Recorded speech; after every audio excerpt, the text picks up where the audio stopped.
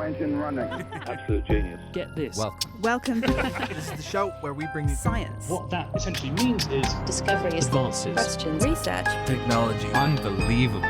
Without further ado, This is The Naked Scientists. Hello, welcome to this week's Naked Scientists. This is the programme that brings you the latest breakthroughs in science, technology and medicine. I'm Chris Smith, and this time, how science can help cut down the carbon footprint of concrete, designer antibodies to introduce cancers to immune assassins, and the caterpillars that sense static charge on wasp wings so they can beat a hasty retreat. From Cambridge University's Institute of Continuing Education, this is The Naked Scientists.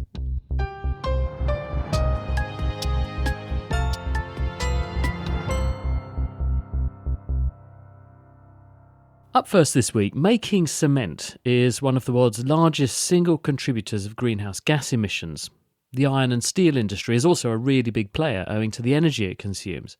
So the announcement this week by Cambridge engineers that they've developed a way to use old waste concrete to remove impurities in the steelmaking process and at the same time produce new cement looks like a huge game changer. Essentially, they're more than halving the total energy cost. The work, which has just been published in the journal Nature, will hopefully transform the industry. The author, Cyril Dunant, is at the University of Cambridge's Department of Engineering. When you make cement, which is the bit that contains all the CO2 and energy in concrete, you need to produce the heat, and that means burning stuff. But the ingredients of cement emit CO2 when you burn them. So you must fix those two things. One, you must find ingredients that don't release CO2 when you burn them. And the second one is you need to find a way of producing the heat without burning coal or petcoke or any other thing emitting CO2. To do that, we found a source of the key ingredient we need is calcium, lime, and in old cement from concrete that's already been used and then demolished is without CO2. So that's our source of lime. And for the heat, there's basically one way of making heat that is not carbonated, and that's electricity. But therein lies another problem. Producing very high temperature with electricity is extremely difficult. And there we've been lucky because it turns out there is a high temperature process that is electric, that exists at scale, and that's the one we use to recycle steel. And so the idea was, can we piggyback on this existing industrial process to make new cement and recycle the old cement that we've collected? Are you talking about using old cement in steelmaking and getting some new cement out in the process? Or are you talking about using the same system that we use to make steel, it just makes cement sometimes instead?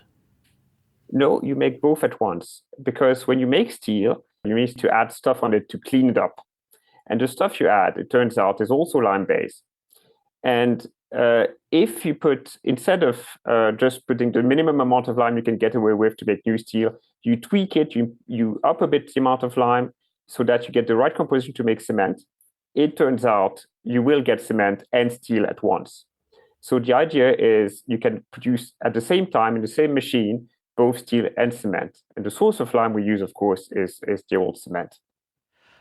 My GCSE chemistry level of understanding of this was that we would put calcium-based material into these furnaces because it reacts with the impurities and it produces slag, which floats to the top, and we can then spoon that off. So in your process, do you end up not with so much slag, but with cement floating there on top of the metal then? That's right. What we call slag is just stuff floating on top of molten metal. In this instance, the nature of this slag is in fact cement. Wow, but how do you not end up with cement contaminated with all the other rubbish that was in the metal? Because there will be trace elements, there will be other things in there. So do you end up with impure, less good grade cement? Or is this the kind of thing that Blue Circle or Cemex would be very happy to put in a bag and send to a housing development? So the first thing to understand is the impurity you get from the steelmaking point of view is silica, which is the other big ingredient in cement. So from the point of view of cement, it's not an impurity, it's a key ingredient. You get also the trace elements, as you mentioned. There are not so much of them, and they don't matter all that much. So that's a small fraction of it. The big difference is you will also get some of the steel will end up in the cement. And so your cement will be slightly lower grade, but it will be very close indeed. In fact, it'll be something like 80% the same. It's a genius idea because you basically burn the energy, whether it's electricity or whatever, once, and you get two products for the price of one in energy terms. So that sounds ingenious. But have you demonstrated this is feasible at scale? Have you gone to something like the kinds of plants that Tata are talking about building in South Wales that are producing massive quantities and demonstrated that this is viable at that sort of scale? So we've done it at the lab scale. We've done it at the pilot scale. So there's a step between the big plant and the sort of lab type of equipment. So we've done that. So that produced about a ton of the stuff. And at the end of this week, the plan is we will try it at a larger scale. If all goes well, we'll produce something like 60 ton of the stuff in about 2 hours. And so what do you think then the dent you can make in the carbon footprint of cement making is? So it depends a bit the kind of steel you recycle, because some steel is very dirty and you need to add some pure lime to compensate for that. Some steel is very clean. We think in the worst possible case, we will reduce the carbon footprint of cement by about 2/3.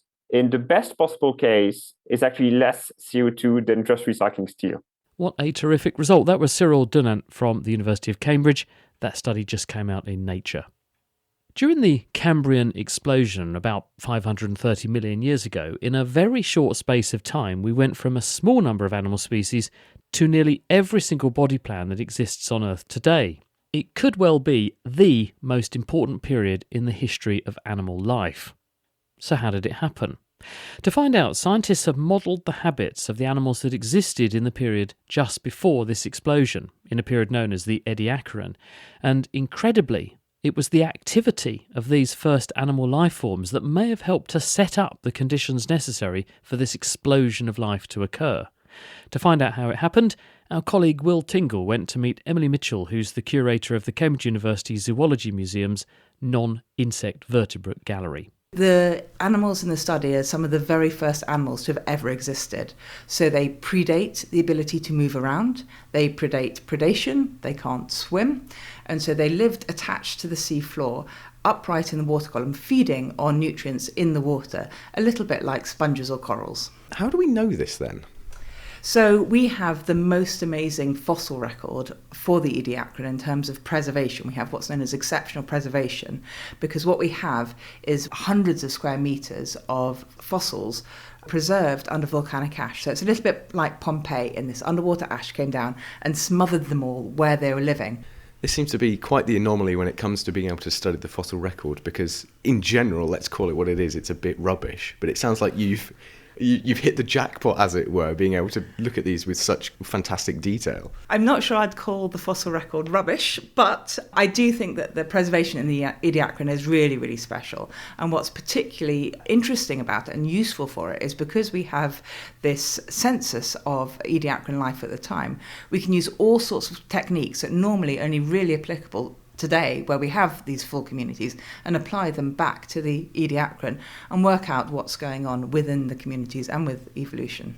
So how have you done it then? How have you gone from admittedly very well preserved, very old fossils to be able to say that these were similar to sponges? You can almost talk about how they lived their lives. Something that I've used that we've utilised within this particular study is looking at how the fossils are positioned on the rock surface. So because they were mobile and because they were preserved where they lived, the position of the fossil on the rock surface captures all their life history traits. So how they got there, so how they reproduced, how they interact with their local environment, and how they interact with each other. So then we can use different sorts of spatial statistics to analyse these patterns, and by comparing to different sorts of known reproductive, competitive, environmental patterns today, we can work out what's driving their patterns and processes. And that's relevant in terms of this particular study because we used another technique which is known as computational fluid dynamics, coupled to these spatial patterns to reconstruct the communities. Now we come to the interesting bit, which is that, as you say, these organisms are churning up the sediment and the fluids around them.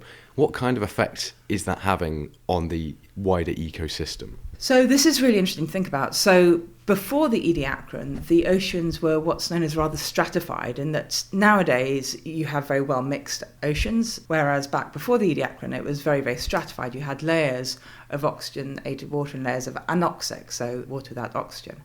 And so what these organisms may have potentially been able to do is start to mix up the water. So not kind of beyond their immediate environment, the water was starting to mix and mix and mix. So potentially helping to spread the nutrients around to a greater range of areas. And the big question then, as you've alluded to this whole time, is that obviously this is the point just before the Cambrian explosion, just before the biggest, perhaps the most important radiation of life on Earth. We've now realised that we've got these organisms being able to churn out all this nutrients, de-stratify the oceans. Do you think there's a link between these organisms and then suddenly this huge burst of life? What I think is going on is you have many different processes potentially during the Ediacaran that all contribute to the radiation we see in the Cambrian. And so things like mixing the water column are the first time where organisms have started to have a really strong impact on their local environment beyond just themselves. We think of microbial colony, it's not really going to affect the larger area. And then through time and throughout the Ediacaran, the animal's ability to impact their local environment changes. So it starts with this potential increase of vertical mixing of the water. Then as they start to move, they start to be able to churn up the sediment, and so start mixing the substrate, the seafloor beneath them. Then just at the end of the Ediacaran before the Cambrian, you start to see biomineralization and reefs, so they start building hard parts. And then they have the ability to impact their local environment, not only during their lives, but further. All these different processes and these different ways that animals are changing their environment and potentially making it easier for other organisms to live, and potentially creating new niches, so new potential for new organisms and animals to live in. And so not to be dramatic then, but all of life on Earth has some strange-looking cabbages 550 million years ago to thank for existing. I think that may be taking a bit far, if I'm honest. But life on Earth, most of life on Earth has been microbial and is microbial. So life has existed on Earth for, pretty much 4 billion years, but it's only around 600 million years ago that we start seeing complex life in animals. So bacterial life would continue very happily without our bragatias, I think. But in terms of the other animals, I think that these were very much the first animals, and how they lived and how they impact the environment undoubtedly will have impacted the rest of early animal evolution.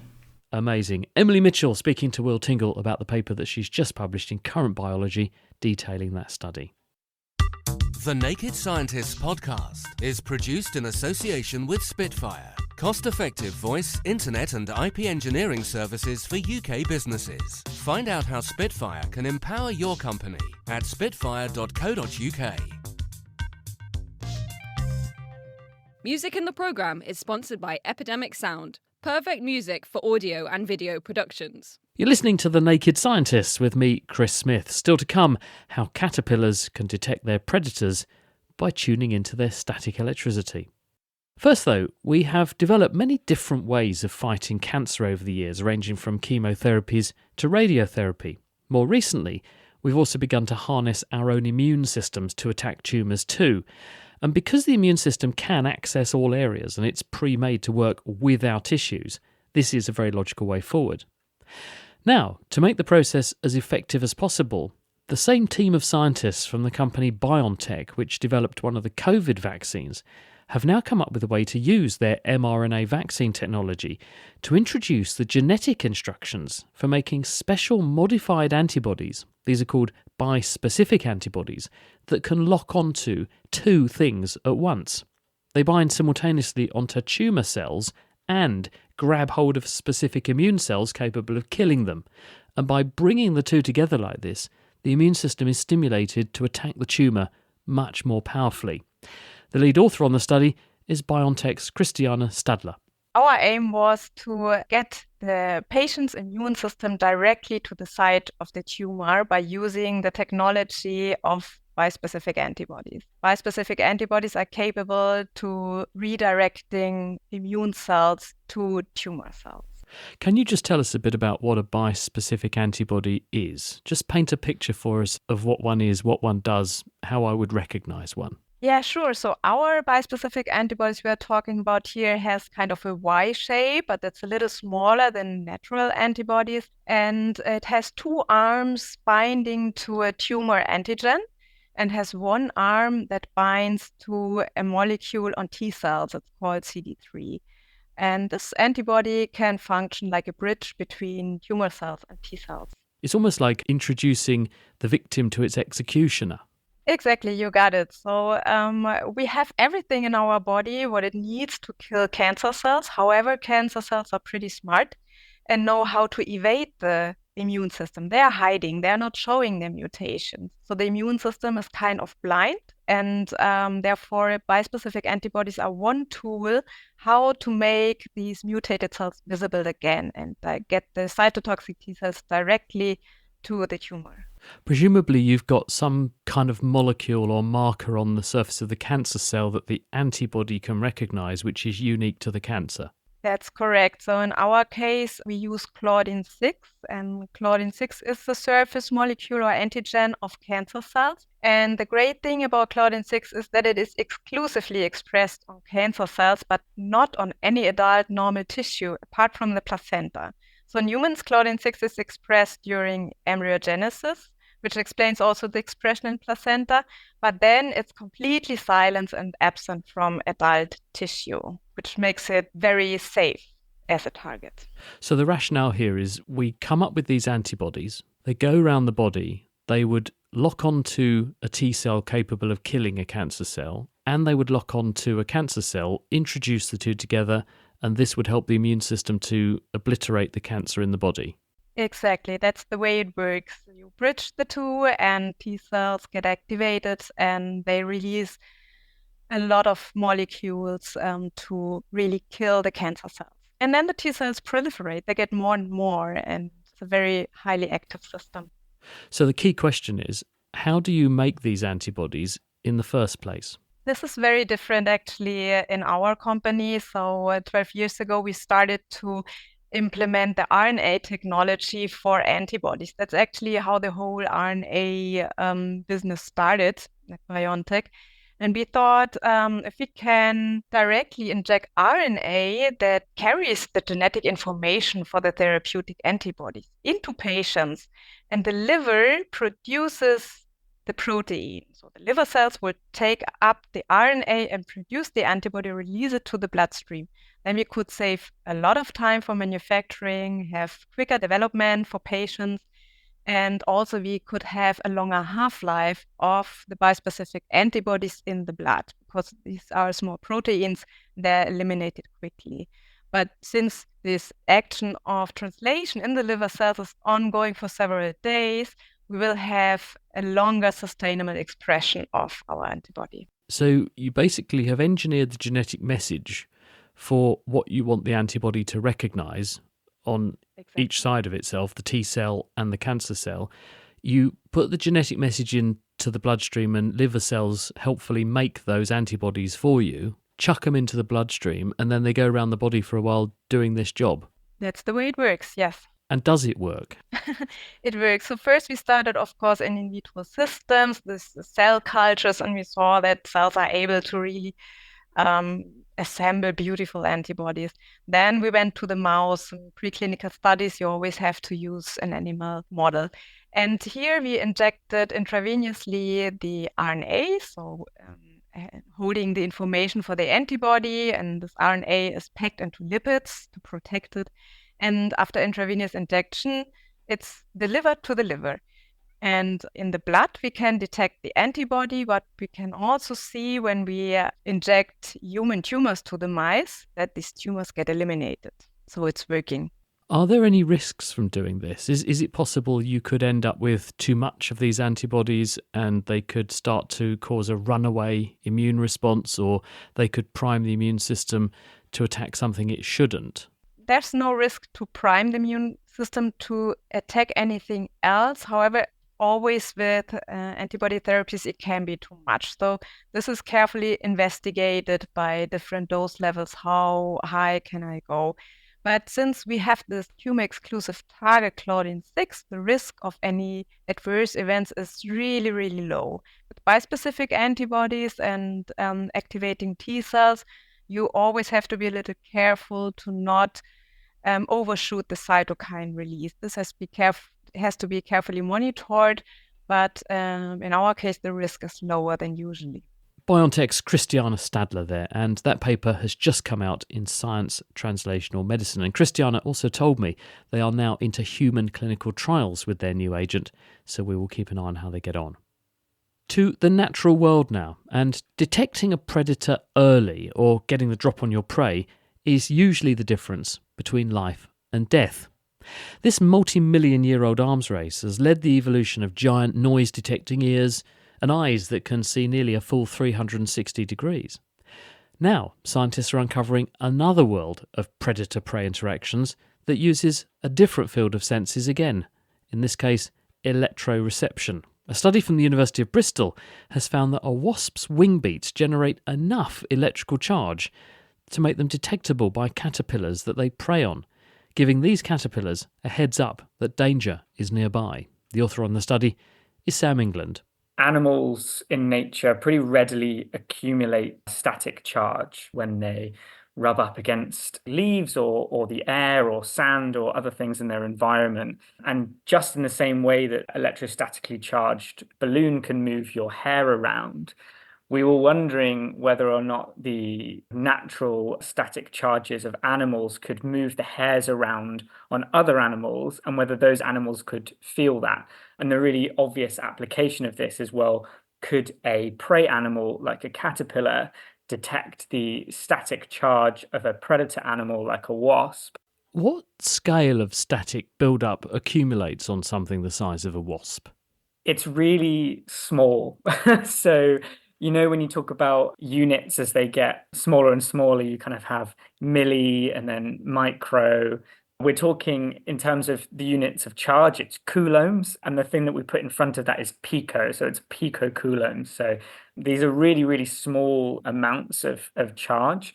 But actually, the interesting thing is that we're also talking about quite small distances between these charges. So as a wasp approaches a caterpillar, they're at some point only going to be centimeters or millimeters away. And at this distance, even very, very tiny charges can actually have quite considerable forces if they're in a material that's an insulator like air.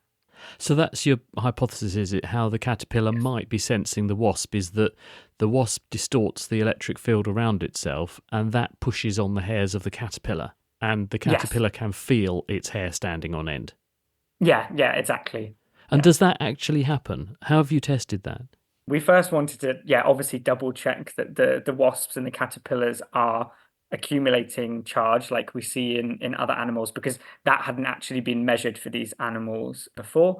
We measured that by getting the wasps to fly through an electrostatic charge sensor. And it turns out the wasps are nice and charged, so they're going to be a source of electric field that can be potentially detected.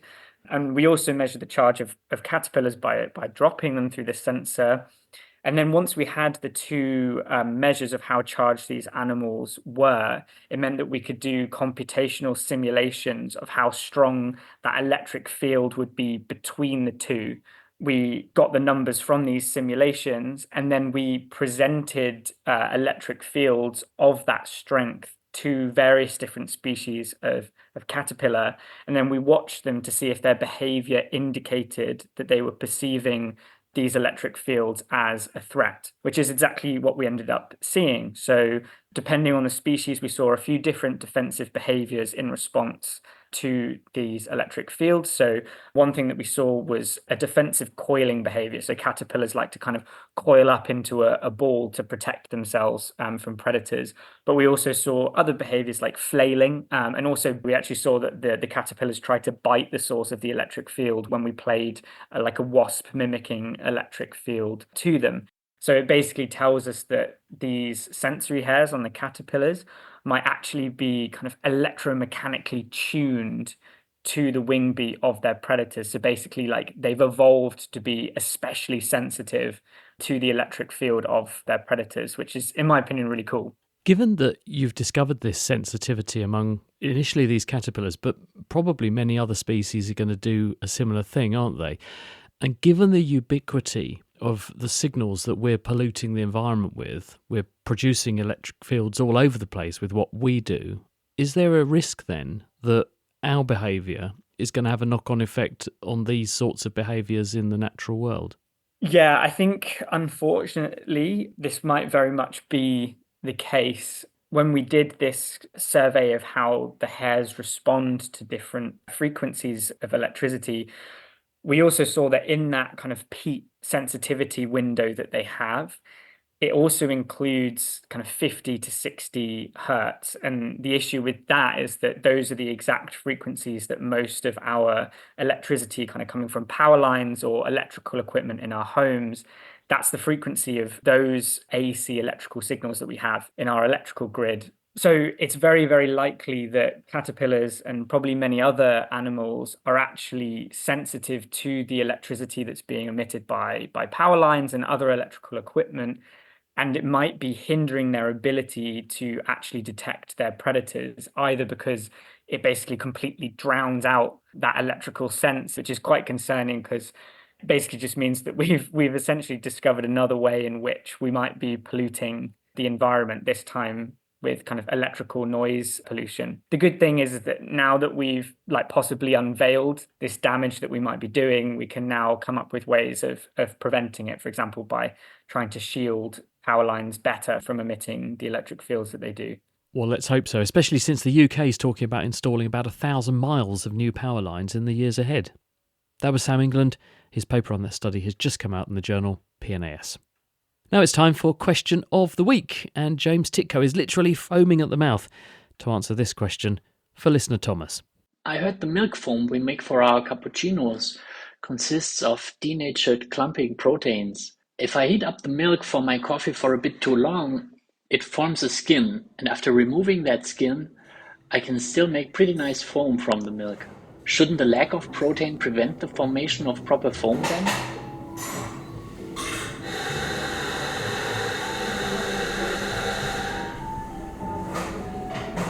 Thanks for the question, Thomas. As I'm sure many are aware, we go to the effort of frothing milk in some coffees to give us a creamier texture to the drink.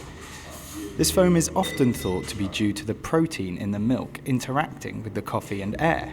Paul writes on our forum, milk is a complex mixture of many substances in addition to protein, and some of these substances may act as surfactants.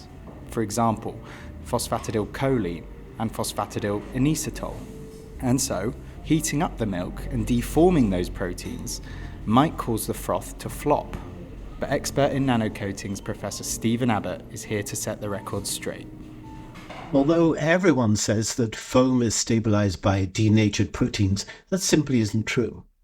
For example, it's one of those well-known facts that milk containing just whey proteins, which don't easily denature, foams differently from milk containing just casein, which is easier to denature. But look closely at the literature and you find it's not a fact at all. Different steam-on techniques produce different results, and some find, as I would expect, little difference in foamability between whole whey, or casein, or standard milk. It's proteins at a delicate balance between liking the water and liking the air that stabilize the foam. If you overheat milk with a steam wand, you destroy all the protein and can't make a foam. But it doesn't take a lot of protein to stabilize the foam. So if you have, say, 50% of your protein remaining, you'll be fine. If we want good foam, we should focus on the secret, which is getting lots of small bubbles. And the recent success of the nanofoamer, a clever whisk design which produces lots of small bubbles, shows you can produce a great foam even with cold milk, dairy or non-dairy, and with no denaturing of the protein. So there you have it. Thanks to Thomas for the question and to Stephen for the answer. Next week, we're answering this question sent in by listener Michael, who asks, what kills a car battery that hasn't been driven or started in a while? Thank you, James. And in the meantime, if you have an answer to that, or you do have a question of your own, why not drop us a line? It's chris@thenakedscientist.com. You can also join us on the forum where this and other important questions are under discussion. That's at nakedscientist.com/forum. Before we go this week, may I remind you that we are very grateful to those people who support us through donations made to The Naked Scientists. And if you like the work that we do here and you would like to support what we're doing, please do consider making a donation either in a one-off or a regular capacity. We've made that really easy to do. You go to nakedscientist.com/donate. nakedscientist.com/donate. We're truly grateful and every little helps.